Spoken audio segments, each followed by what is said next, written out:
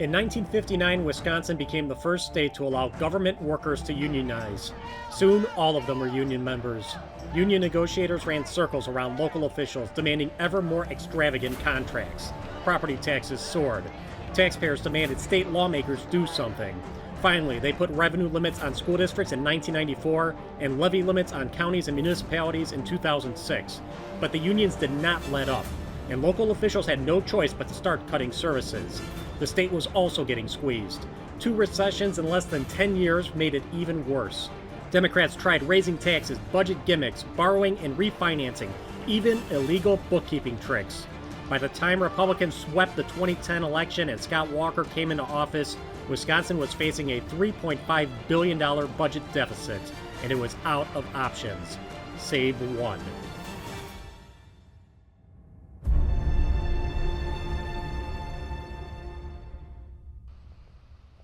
Wisconsin was flat broke when Governor Jim Doyle left office, and Governor Walker's team immediately got to work picking up the pieces. The Doyle administration, going back to the beginning, had used every trick and gimmick that was available to try and make it appear as though we had a balanced budget. We were simply out of those tricks, and the governor wouldn't do those anyway. We aren't going to raise taxes. We aren't going to increase fees. There's only one other way to do that, and that's to rein in spending. And there was no way to rein in spending while the unions were still calling the shots. The contracts had gotten completely out of control. Individuals getting paid if they carried a pager, more money. Or individuals if they had a cell phone, getting more money.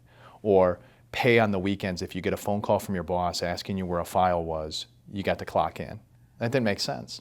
But those were all the add-ons that had been built up over the years in those contracts. They had overreached. Through years of bargaining, they had gone beyond what they could justify. And so on Friday, February 11th, 2011, Governor Scott Walker unveiled the budget repair bill, destined to become known as Act 10. The reality is that we have to get this current budget, the soon-to-be forthcoming budget, and budgets for decades to come in line. We can no longer kick the can to the future. That's just unacceptable. Walker's plan meant a balanced budget with no furloughs and no layoffs. Government workers would have to start paying 12.6% of their health insurance premiums and half of their pension contributions. And at the same time, government unions would lose almost all bargaining authority. Plus, there'd be no more mandatory union membership or automatic dues deductions. The one sticking point in every discussion was the automatic collection of dues from state employees. At the end of the day, that was the principal component or the principal item that was important to them. And they were willing to go to war over it.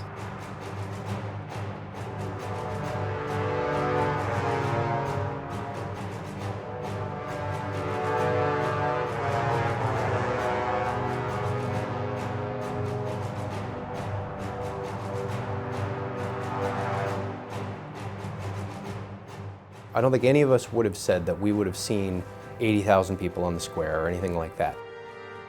I don't think anybody realized, maybe Fitz did, but I didn't, it was how bad it got. The first big crowd showed up on Tuesday, right when the public hearings began, which lasted for over 24 hours. From there, the bill went straight to the assembly floor, where the debate went on for days. The challenge we have is that when the legislature's in session, we cannot close the doors. And that's the law, and we shouldn't. I mean, people have to have access and the ability to see that, what's going on. For 60 straight hours they were in, which meant that people could continue to come into the building. And during that time, they really began to kind of set up shop. While the assembly was on the floor, 14 Democrats in the state Senate fled across the border into Illinois. That prevented a quorum in the Senate, blocking the bill from a vote indefinitely. Meanwhile, the crowds grew, and the occupation of the state capitol became more entrenched. So that first weekend, we had tens of thousands of people show up. That was a pretty well choreographed demonstration by the unions who had contacted their people, bussed them in, and it was somewhat more of a spectacle than a demonstration. It was, during uprisings in Egypt. They were calling Wisconsin the Egypt of, the Egypt of America. There were people carrying inflatable palm trees around the Capitol. I mean, it was a bit surreal. Some were kind of reliving the 60s. You know, there were certainly a number of those who were out there just enjoying the fact that, hey, we get to protest something again. There were others who were there because, well, I think they were kind of paid to be there. It's like, you know, I'm going to go down there. This is important for my union. This is important for my benefits. And so I'm going to go out there and protest. There were others who were just militant. I think that the noise is one thing I'll never forget.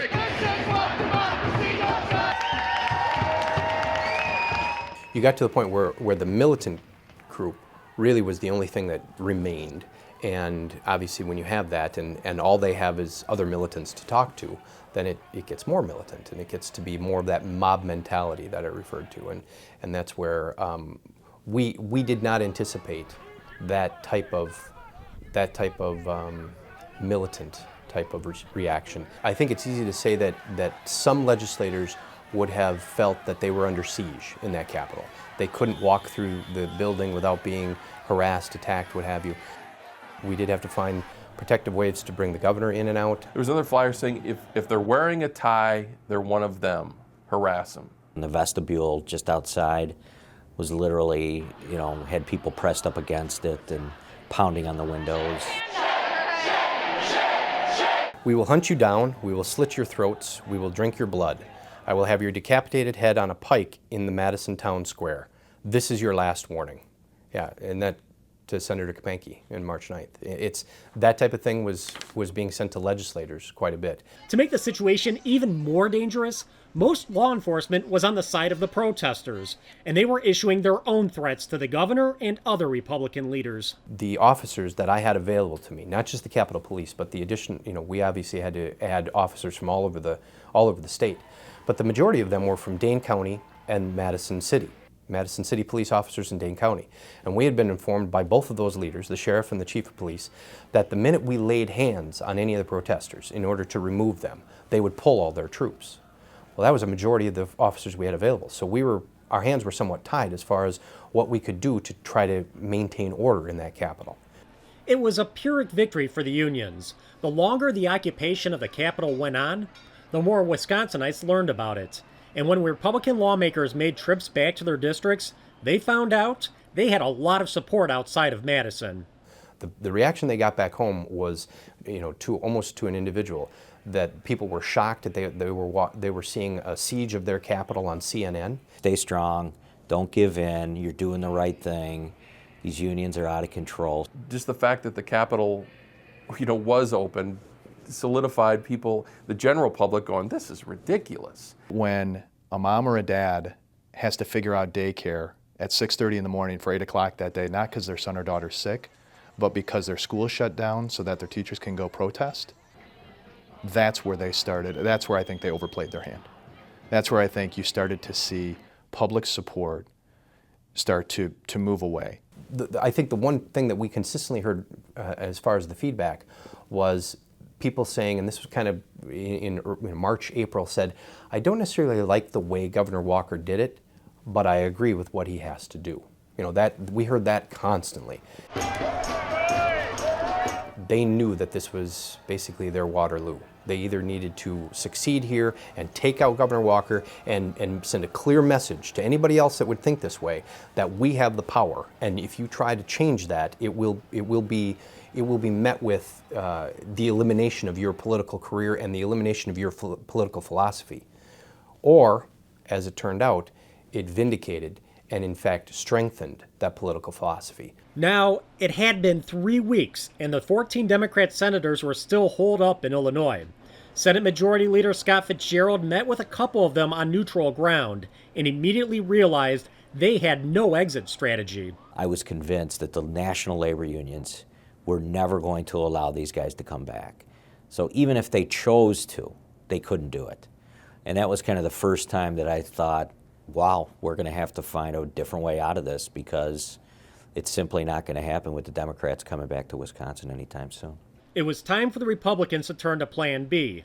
If they stripped all the appropriations out of the budget repair bill, it would no longer be a fiscal bill, and they wouldn't need the Democrat senators to have a quorum. But they had to move fast.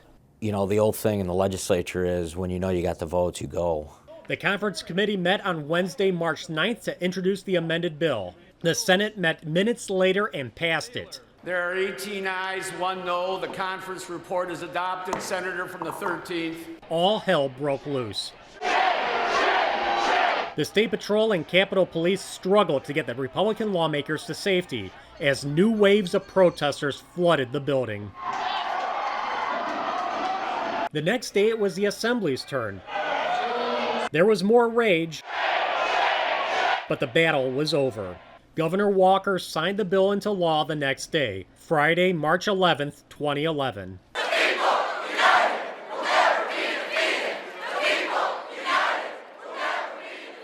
I wasn't going to let tens of thousands of protesters, many of whom were from other states, drown out the voices of the millions of taxpayers in this state who know we have to balance the budget. We have to do it without raising taxes so we protect the economy, and who ultimately want a government that works. And it really did work after that. And after Act 10 became law, the state finally got its books straight. No more budget deficits. Instead, year after year, the state's surplus grew more and more enormous. What was once a $3.5 billion deficit in 2011 has been transformed into a $4 billion budget surplus in 2025.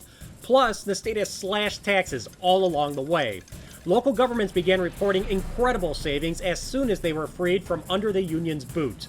For the workers, the furloughs and layoffs stopped immediately. No one lost their job. No one lost their pension. No one lost their health insurance. Even without labor contracts, there are state employees today making more than anyone would ever have thought possible before Act 10. As for the total savings, the McIver Institute estimates as of 2024, Act 10 has saved Wisconsin taxpayers and residents an equivalent of $31 billion in taxes and services since it was first enacted. The idea of going back is unthinkable for most of us. However, to this day, over 14 years later, the unions are still fighting to overturn Act 10. They will never stop. There's too much money in it for them, which is why dedicated conservatives will never be able to rest. Not as long as they want to keep taxpayers, not unions, in charge of Wisconsin's government, and for Act 10 to remain the law of the land.